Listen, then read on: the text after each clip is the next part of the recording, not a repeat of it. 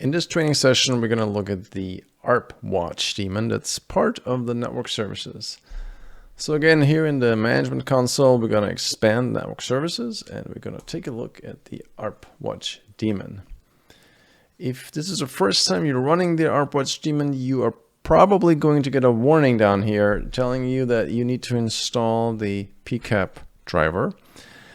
In this case, I already installed it, and there are two types of drivers currently available for Windows users. So PCAP, of course, stands for the package capturing library. And for the longest time for the Windows platform, WinPCAP was the default and the only choice.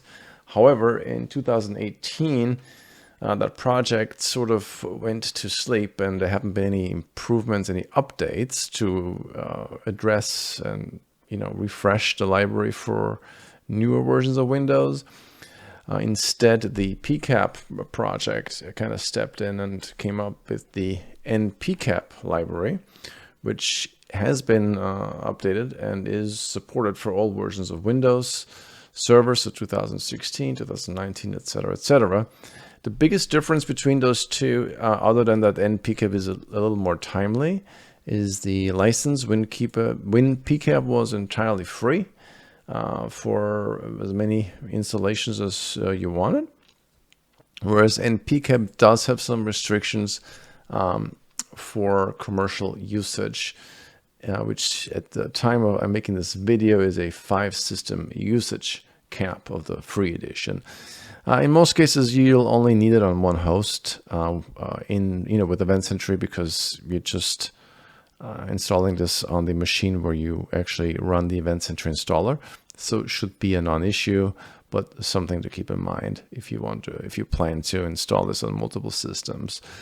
There's no public pricing for the internal license, so you have to email the NPCAP team, unfortunately, get a quote to see how much it would actually cost to purchase, let's say, a 10-system license, for example. So we're going to move forward, however, and there's two main things we can do with the ARP daemon. So there's the main functionality, the main benefit of the ARP daemon is that it keeps track of all ARP MAC addresses that it sees on the network. So once the ARP watch daemon is installed, you can see every MAC address that's been active, on your network in the web reports, along with any IP addresses that have been associated with those MAC addresses, and in most cases also the vendor of those MAC addresses, so whether that's an HP, Dell, Canon, IBM device. So that's the main benefit. So it's pretty good to know, what devices are active on your network, for example, for inventory purposes. The second feature in the ARP watch daemon is the ability to detect spoof attempts. So if a device is trying to pretend to be another device, let's say, for example, that somebody's trying to pretend that they're the firewall, and they may send out packets saying, hey, I'm the .1 firewall, even though they're not, then EventSentry can detect that. Here you can determine on which interfaces the ARP daemon listens on. Here we've got some options for event logging. So obviously we want to detect when a new MAC address is found, for example. So that's another feature that the ARP daemon supports, is the ability to basically issue an alert when the new MAC address is found. So if somebody connects a new device to the Ethernet, and that device starts communicating with anybody on the network, sends out an ARP broadcast, for example, then our ARP daemon will detect that and log a message to the event log.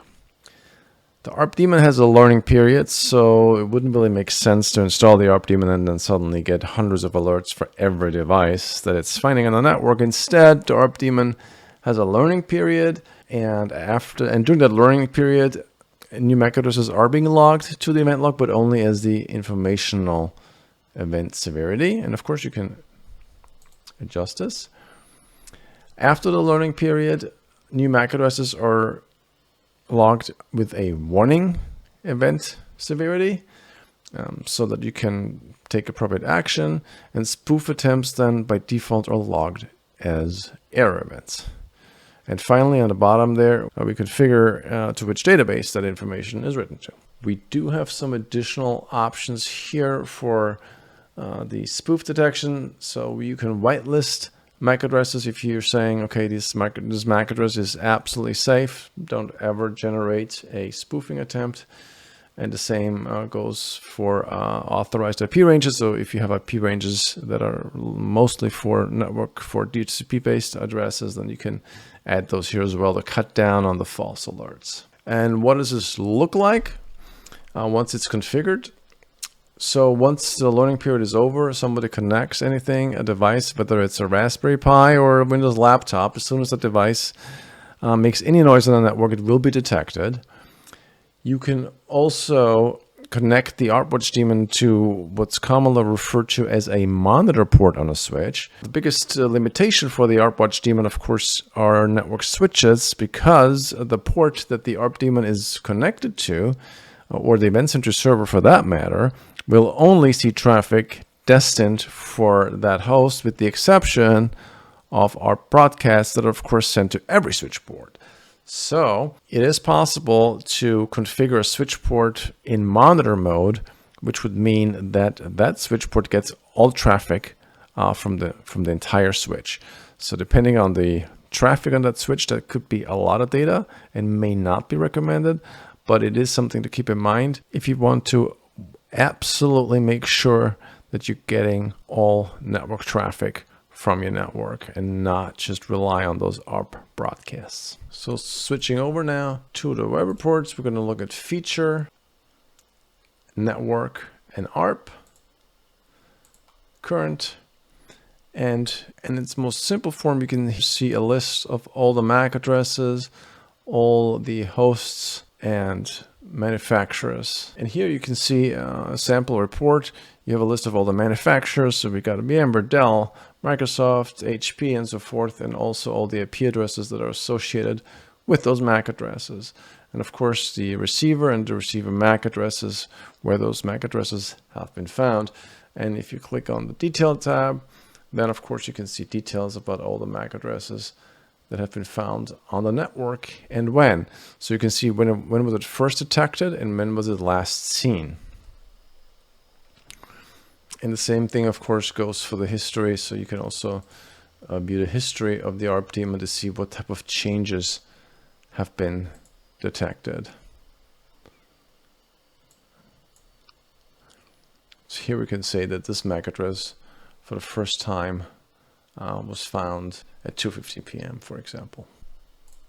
I would definitely recommend to set up the ARP daemon, even if it's just for the purpose of creating an inventory of all the network devices on your network.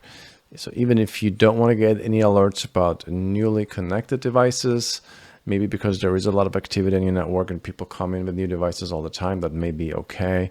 But simply for the purpose of having that inventory capability of seeing all the devices on your network, it's definitely recommended.